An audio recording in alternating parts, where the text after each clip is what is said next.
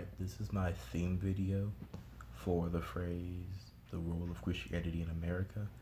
And when I hear that, after watching the video and doing some reading in the vernacular tradition, when I hear the phrase, I kind of think about, I guess, both sides and how a slave owner would use Christianity as like his way of belittlement and power and telling himself, one, it's okay to own people and to be a slave owner, and like that's his God-given right.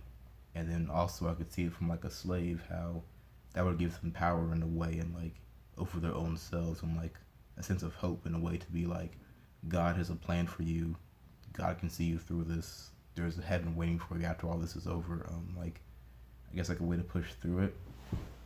And then 'cause I remember, I guess one of the songs I came across in the vernacular was "This Little Light of Mine," which as a child I sang that song in church all the time in the choir, and never really thought about what the words meant. Like, I just kind of pictured a candle and me like guarding it against the wind of the world. But like looking at it now, I kind of see like how a slave would be like, God gave you this life and this light inside of you, and you're gonna carry it through no matter what happens, no matter what you're put through, you're gonna let it shine. And I see like Christianity gives you that hope and that power when like you have nothing else to fall back on, nothing else to believe in. You have this belief in God that He's looking out for you.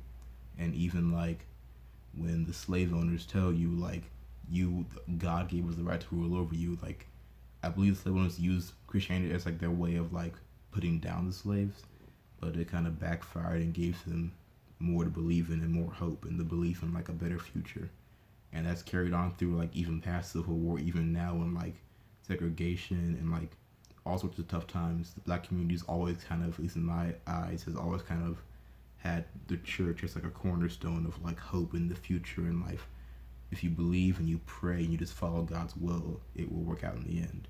So I feel like in pre-Civil War America, the Christianity had like two very different uses. One to put down a race, and one to kind of uplift the race. And that's kind of carried on through like even now, as far as the uplifting has, not so much the putting down, even though some people might still argue that. I feel like Christianity back then was really just about bringing the slaves together. As far as like the hymnals and the songs and like the teachings, it really gave them like a sense of hope and a sense of believing that they can get past this, if that makes sense.